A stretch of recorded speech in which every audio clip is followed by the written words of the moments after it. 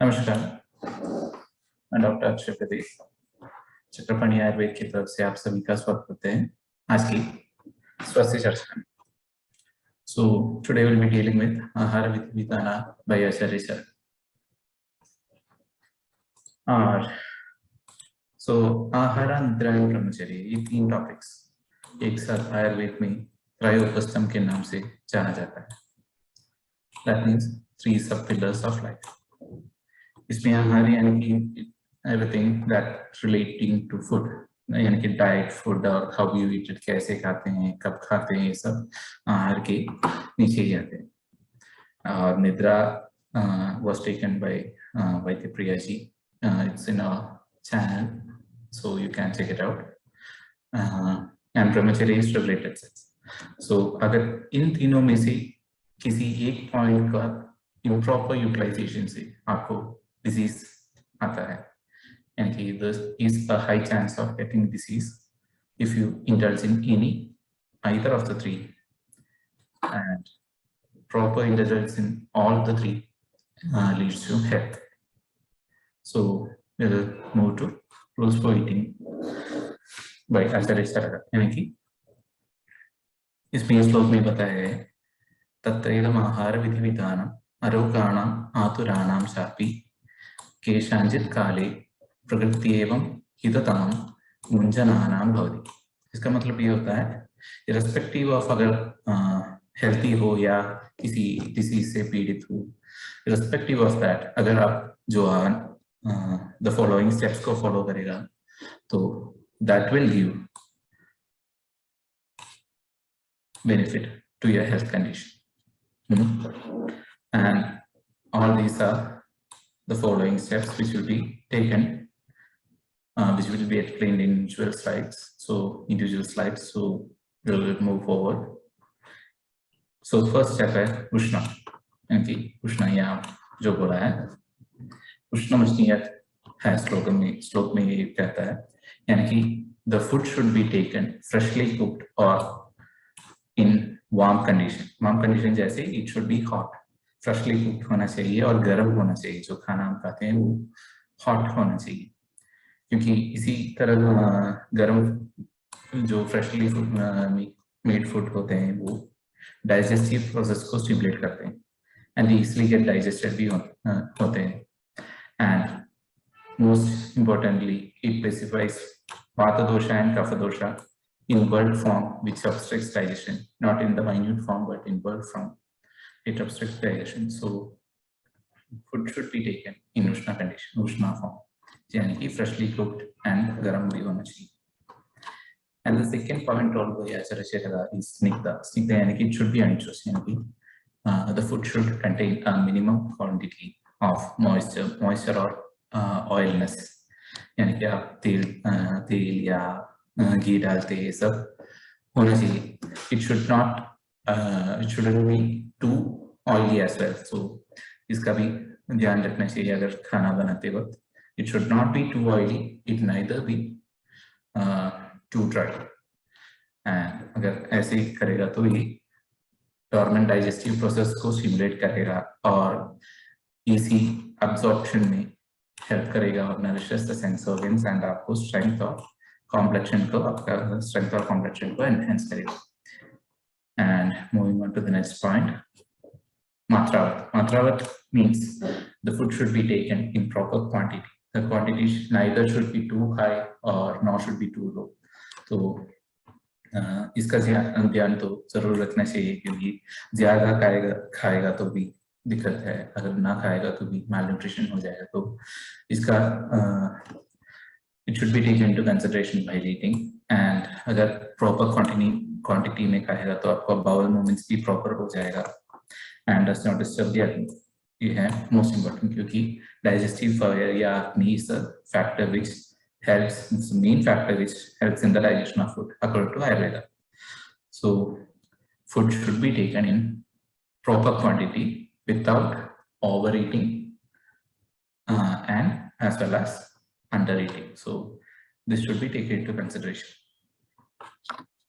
And अगला point है जीर्ण यानी कि the food should be taken only after the previous food is completely digested. यानी कि जो आपने सुबह को है फॉर एग्जाम्पल नाश्ते में जो आपने खाया है उसके बाद अगला मील टाइम सिर्फ लंच के टाइम पे ही करना है और there should not be any other things taken in between breakfast and lunch and dinner like जैसे हम लोग नमकीन या चिप्स खाते हैं या ऐसी स्वीट्स खाते हैं सब शरीर के लिए सेहत के लिए अच्छा नहीं है यानी it can be taken but it should only be taken only after जो आपके पहले वाला मील है वो मील की कंप्लीट डाइजेशन के बाद ही लेना चाहिए नहीं तो जो हाफ डाइजेस्टेड फूड है और टोटली न्यूली टेकन फूड ये सब मिक्स हो जाएगा और आपका प्रदोष यानी कि वादा पित्त और कफ ये तीनों विषय होने की चांसेस हो जाते हैं और जिससे आपको डिजीजेस भी होने की संभावना है। और नेक्स्ट पॉइंट है वीर्याविरतम। वीर्याविरतम means विरुद्धाहार is one concept in Ayurveda which I think almost everybody will be familiar with यानी कि इसकी it's too famous I think so विरुद्धाहार कई तरह के होते हैं जैसे वीर्याविरतम होते हैं रसविरतम यानी कि टेस्ट के अनुसार जो with the food items which should not be combined together तो रस के यानी कि टेस्ट के अनुसार होते हैं या कालविरतम होते हैं ये सब के एग्जाम्पल तो मैंने यहाँ रखा है we'll go to the example first so first example is milk and sour things यानी कि fruits होते हैं generally fruits are sour like they are sweet in taste but sour in anurasa so like mango shake या just milk shakes for that matter ये सब वीर्याविरतम होते हैं और रसविरतम होते हैं और milk and fish is another example and another thing honey को कभी हीट नहीं करने का और जैसे आजकल लोग ज्यादा भी ये प्रैक्टिस करते हैं कि वेट लॉस के लिए गर्म पानी में हनी मिक्स करके पीते हैं and it is very bad for your health. You can, if you really want to do that, you can do it a little warm water. I think lukewarm water. But कभी hot water पे honey mix करके पीना नहीं चाहिए. And another is yogurt दही रात को लेने ये कालविरत होते हैं. और combination of hot and cold food वो तो जैसे बताया था cold coffee and ice cream. और ये भी विरत के अंदर ही आते हैं and over cooked under cooked and burn food ये तो पाक विरतम होते हैं और burn food you know already because chart food जैसे लोग तंदूरी ऐसे खाते हैं it should be taken into consideration that the food should not B chart it can be properly cooked but it should not B charge वो carbon अंदर जाने से आपको कैंसर तक हो सकता है so it should be taken into consideration. Now the next point is इष्ट देशे इष्ट सर्वोपकरणे। इष्ट देशे and इष्ट सर्वोपकरणे की मतलब ये होता है इष्ट देशे यानी कि food should be taken at a place where you feel free, you feel happy, you feel fine to eat food. और अगर आपको किसी जगह पे बैठ के खाना नहीं पसंद है तो आप न खाइए और it should be taken pleasantly. Basically इसका जस्ट ये होता है कि अगर खाना खाते वक्त आपको पसंद होना चाहिए जैसे अनकंफर्टेबल सिचुएशन में बैठ के खाना अच्छा नहीं है और आपकी डाइजेशन को भी इफेक्ट कर सकता है और इष्ट सर्वोपकरणे यानी कि जो if you are habituated by to taking food by hand without spoon and fork and all you should continue taking food by hand यानी कि जो आपको उपकरण होते हैं या whatever tools you use to eat it should be followed यानी इसका बेसिक चीज ये है कि आपको you should be comfortable, you should be pleasant while eating और ये भी आपको satisfaction मिलते हैं खाने की और आपका डाइजेशन भी इसी फैक्टर से सही चलता है।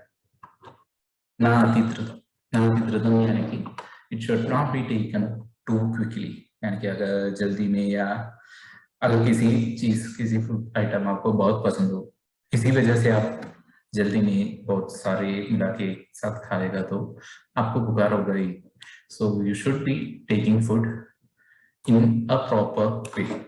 Like जैसे आपको नॉर्मली डाइजेशन नॉर्मल ईटिंग में जितना टाइम लेगा उतना टाइम लेके ही खाना है, कभी इन अ हरी नहीं खाने का। एंड ऐसे खाने से ये भी होता है कि कभी जो एपिग्लोटिस से रॉन्ग पैसेज में जाके रेस्पिरेटरी ट्रैक्ट तक खाना जा सकता है और आपको सफोकेशन भी हो सकता है। सो should be taken into consideration while eating. You should be calm, collected, and should be eating at a place which you like with all the things you like in a pleasant manner.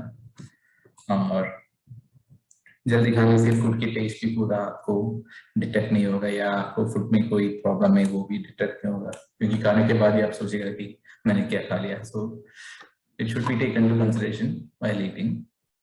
And the next point is right opposite to whatever was told just before, नाति विलंबितम की मतलब ये होता है कि it should neither be taken too slow, यानी कि अगर बहुत ही धीरे खाने से आपको ये प्रॉब्लम होता है। जैसे फर्स्ट पॉइंट में मैंने बताया था कि food should be taken in warm form.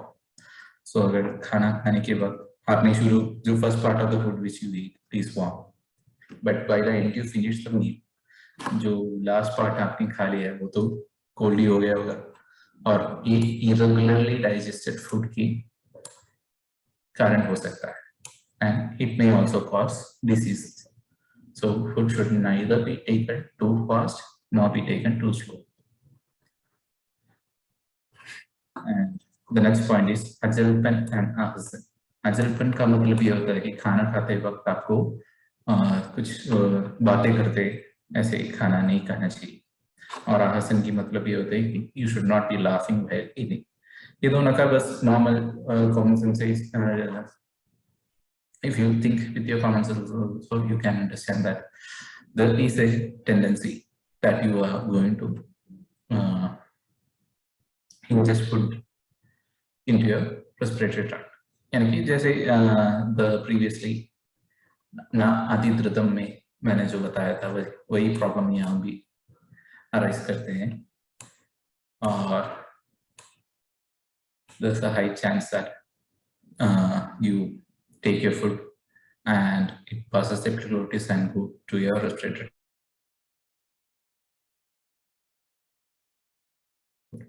So you should not be talking and you should not be laughing, especially while eating food. And this is the final point told by Acharya Charaka, Atmanam Iksha, यानी कि अगर आप कुछ खाते हो उस time पे आपको you should be well aware of your physical state and your प्रकृति as well. So आपकी प्रकृति और आपकी जो फिजिकल कंडीशन है जब आप खाते हो उसी के अनुसार के खाना ही आपको खाना है। You should not take any food which can affect your physical wellbeing. जैसे फॉर एग्जांपल आप डायबिटीज से पीड़ित हो और इस कंडीशन में आपको स्वीट्स और high calorie and high carbohydrate वाले फूड से दूर रहना ही चाहिए, और ये जानते हुए आप ऐसी खाना खाएगा तो आपको दिक्कत होगा ही। So it should also be taken into consideration. And for example अगर प्रकृति के माध्यम से कहेगा तो अगर आप कफपित्त या कफवात प्रकृति के आदमी हो और ऐसे कंडीशन में आप ज्यादातर स्वीट्स और ऐसे मिल्क एंड राइस एंड ऐसे संतर्पणी जैसे आयुर्वेद में बोलता है ऐसे खाना खाएगा तो आपको you have a tendency to be afflicted by diseases by appreciation of kapha। So ऐसा भी आपको सोचना चाहिए कि what is my physical condition, what is my prakriti, what kind of food is suitable for me। So ये सब की पालन करने से ही आपको खाना चाहिए। So with this we come to the end of today's webinar। So Ahara Vidana by Acharya Charaka। So if you want to see more videos like this, please follow our channel, and the previous webinars will be available on the channel. Thank you.